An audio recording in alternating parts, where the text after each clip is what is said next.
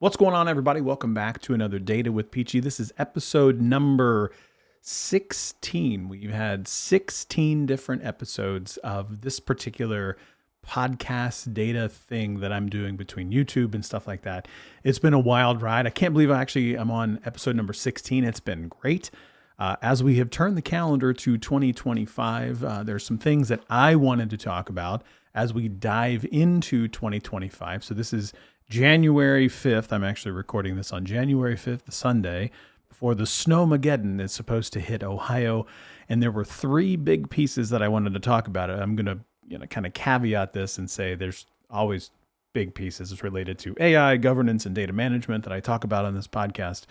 But in this particular episode, I want to talk about the trends or the things that I believe we're going to see be talked about a lot in 2025. Some of these things we've already talked about in many of the years previously, but I think we're going to start to pick up and hear a lot more about these things. And I'll be honest, I had to do some research on this because I had never heard of some of these things because I read a lot, try to figure out what's going on in the governance, management, and AI space, and then kind of bring it forward to everybody. Plus, I really enjoy reading about that stuff. I'm kind of a big nerd in a way. So if you're watching this on YouTube, appreciate it. I'm going to be looking at some writings that I have here on my screen. I don't work off a script.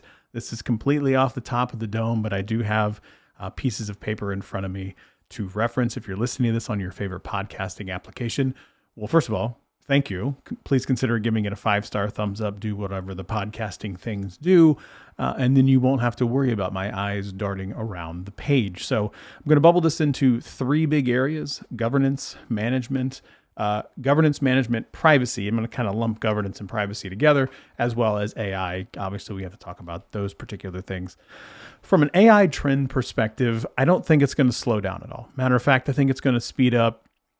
I wouldn't say exponentially, because we're actually already moving pretty quickly as it relates to some of the things going on with AI. But I think you're going to start to see more conversation, especially on LinkedIn. If you get stuck in an echo chamber there, you're going to hear a lot about the rise of responsible AI and AI governance frameworks. So let me go ahead and tell you, there is no shortage of consultants out there, any of the big four or any of the boutique ones that you see out there. They will offer you any type of service related to creating a responsible AI governance framework. And let me just go ahead and tell you, they're probably fine and they're probably great, but we're so new into some of these things that I wouldn't personally spend a tremendous amount of money from a company's perspective on that, because you probably have some of those skill sets in-house already, because it's very much process oriented. So while it is being couched as AI and AI frameworks, it's a lot of process controls that you probably have skill sets existing sitting around on the floor of your respective companies that you could probably pull from already. So I wouldn't say go out and spend a tremendous amount of money on a governance framework or anything like that. Not to take away from the consultants or anything like that at all. I would just say that you have an opportunity to really look at some of the existing skill sets that you have in-house to create that responsible AI or AI governance framework already in-house, saving you some money. And also those folks tend to know kind of the rules of the road for the organization. But this trend is going to move from kind of out of the theoretical and into more of the ethical usage and implementations of frameworks around the responsible uses of AI. What I would like to see is actually not just dovetail and shove this into the responsible usage of AI. I'd like to see this dovetailed and created into a bigger capability just about the responsibility and ethical usage of data that AI happens to consume. So things like making sure that you're addressing bias and fairness and transparency and accountability and the security behind all of that data, especially with what AI is going to use. That's what I would really like to see organizations do. And I do think that's going to be a trend that kind of naturally comes up as they're having conversations about AI governance frameworks and things like that. We're going to talk about this particular next section with data privacy, but I think you're going to start to see some other privacy related AI techniques that are going to start bubbling itself up. So you may have heard about it here first if you're listening to this particular podcast. but there is like federated learnings that we're going to start to see how AI models are being trained on decentralized data sets without sharing raw data from the organization. I think that's a great idea. You're going to be maintaining that real specific raw data in-house, therefore, reducing your risk as an organization, also while being able to kind of reap the benefits of AI and things like that. You're going to hear about something called homomorphic encryption, and then more about that here in a second. You're going to start to see these things pop up, and it's going to impact privacy management and governance across the board, because I think it's going to be led from a data privacy lens, because of one of the trends that I think we're going to start to see is a much bigger emphasis on cybersecurity, threat detection, as well as things around like the importance of governing and monitoring how data and AI is using the data across. And I think this kind of just converges into a big thing that we're starting to see this increased regulatory scrutiny and enforcement, not only from the governmental side and the countryside, but also consumer awareness and consumer demands around privacy. So from the regulatory perspective, talking about obviously the fragmented approach that we have from a global perspective, GDPR kind of leads the way and is probably the most influential, but then you have things that's happening around, you hear some of the US politicians talking about how they need to have federal legislation. Spoiler alert, I'm not holding my breath for that one. But then you have Brazil that's got a privacy data one. You've got India that's got a privacy data one. You got states in the United States that's going specifically to, AI and data usage, privacy related in each of their respective spaces. So this huge fragmentation is actually bringing into focus the overall focus of governance around AI. And I think you're going to start to see that a lot, especially in, financial services and things like that regarding, fraud, bias, transparency, explainability, emphasis on data breaches, emphasis on cross-border data transfers. We're starting to see, a lot of those things start to pop up. So you're probably going to hear about these trends a lot, as it relates to the increased regulatory scrutiny. And on the other side of it, from the privacy perspective, you're going to hear about kind of starting from the bottoms up approach where these consumers want to understand, where their data is being used, how is their data being consumed, do they have ownership of that data?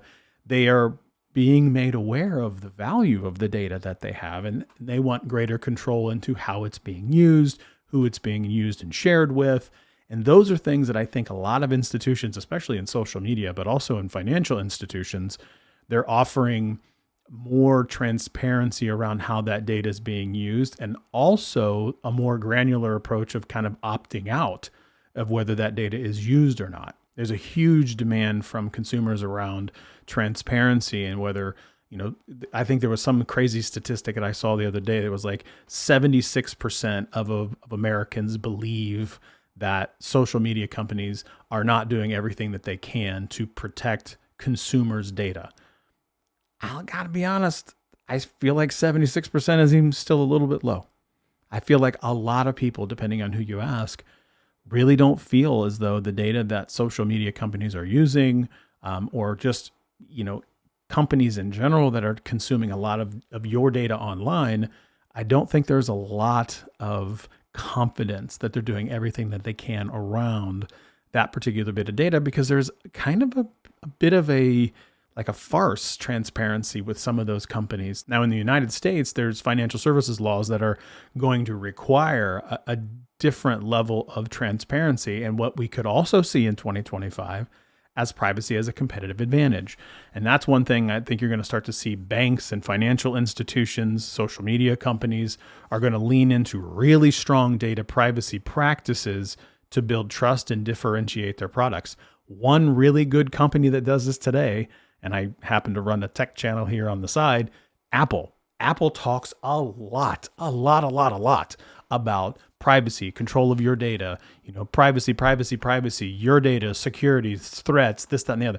They talk about that a lot when they start to market their iPhone, and it works. It absolutely works. And I do believe that you're going to start to see financial institutions, e-commerce companies, financial services companies, And then ultimately with new HIPAA laws coming up here soon, you could start to see that with healthcare companies as well. So increased scrutiny around privacy is going to be huge. Now, moving on to more of the management, protection, encryption kind of thing. I did mention that homomorphic encryption, that is something I had to look up. I'm actually going to read it right here. It's actually kind of expecting a greater adoption of it in financial services. This technology allows computations to be performed on encrypted data without decrypting it. Think about credit scoring, fraud detection, risk analysis. That would be tremendous without having to decrypt that data to run any type of analysis, and you can keep it encrypted the entire time. That would give financial institutions a huge advantage to do things. A differential privacy, allowing financial institutions to leverage data for analytics and model training.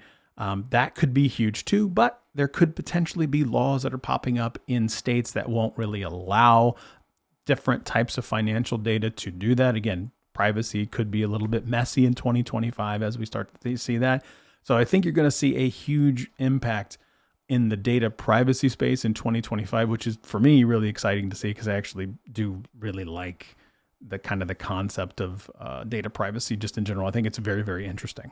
Now, from a data management perspective, I think you're going to continue to hear about things around data fabric, mesh architectures.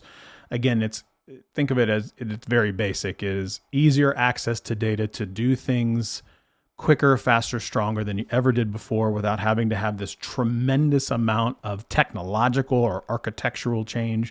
It's this decentralized approach. Just kind of think of it as a way is to play data as it lies. It gives companies who have a tremendous amount of data, maybe in disparate sources or places, the ability to kind of pull it all together to work together. So I think you're going to hear a lot about that. You're going to continue to hear a lot about that. AI-powered governance and data management. I talked about it. There's a video on this channel about it. Data observability. There's going to be proactive monitoring, early issue detection, and automated root cause analysis. I think those are big trends we're going to start to see in 2025 as it relates to observability. Active data management. If you were here on this channel, I interviewed somebody by the name of Todd Anello, great friend of mine, talked about active data management as well. We're going to move past, or we should be as organizations moving past passive catalogs, meaning we're not going to just have a data catalog for the sake of having it. We're going to continue to mature and evolve, drive automation, improve discoverability around active metadata management. That's going to enhance the data governance program. It's going to enhance the data management program. Metadata-driven automations. I think that's another big thing we're going to start to see a big push on in 2025. And I wouldn't say lastly, but one of the big things I want to talk about is I think data literacy and upskilling are going to continue, but then we're going to start to see that literacy upskilling continue with the integrations of things like catalogs, lineage, and data observability. You're going to start to see holistic data understanding, or I think you should in 2025 you will hear people talk about how important holistic data understanding is. It's going to require observability, lineage, cataloging, active metadata, all things you're going to hear a lot about, I think, in 2025. Probably heard about it already in 2024. You're going to continue to hear a lot about that in 2025. So I don't think this is going to go away. I think all the cool things we kind of heard about in the last half of 2024, we're going to hear a lot about in 2025 and probably continue into 2026 and beyond. So a lot of things happening from the governance, management, AI, data privacy space. Obviously, I talked a lot about the data privacy space, but you're going to start to see huge shifts, I think, in this space where we're going to start to combine these things into a more integrated type of, not platform, but capability base, where you're going to see a much stronger partnership between the management space, the governance space, the architecture space, the privacy space. You're going to start to see these big teams, or should start to see these big teams come together and talk a lot about how they can partner together to develop integrated capabilities between all of their different teams and drive things to completion. I will tell you, if organizations can pull that off, or if organizations aren't too scared to take the opportunity to do something like that, you could see huge dividends. Now, I did mention in the beginning, like this AI framework and things like that. Some of this stuff is right on the cusp, or you're on that bleeding edge kind of thing. It's like, this is new stuff in some instances. Like some of the stuff that we're talking about is very, not old, quote unquote old, but some of this stuff is very much new bleeding edge type of things. It's going to be messy. You may not get it right.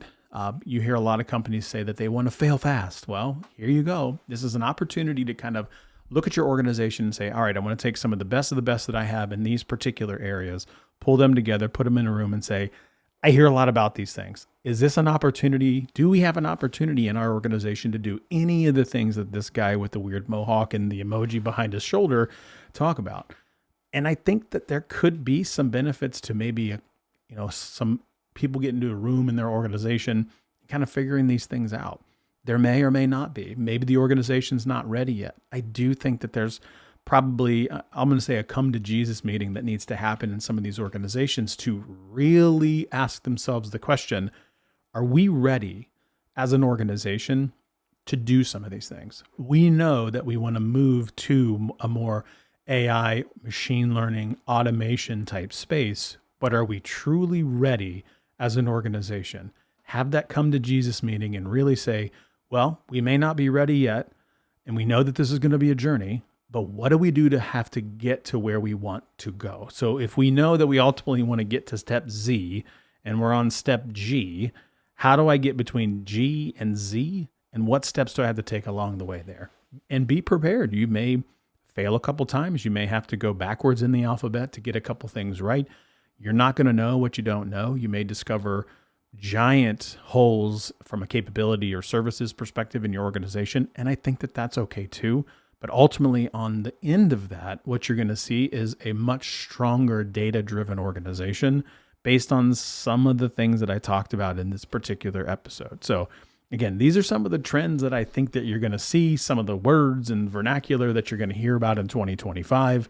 I'd be curious to know, have you heard about these? Has your organization started to do any of these? Are you considering you're doing any of these things? Do you have a roadmap?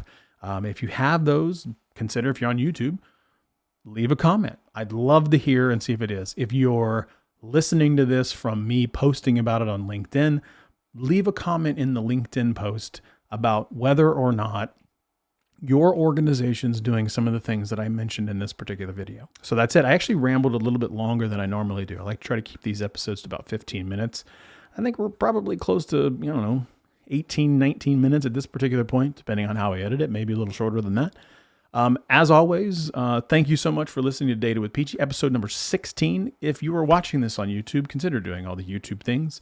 Like, share, subscribe, thumbs up, leave a comment below. If you're listening to this on your favorite podcasting application, consider giving it a 5-star and doing all the podcasting things, maybe leaving a comment there as well. Again, this is episode number 16, Data with Peachey, and I will see you all in the next episode.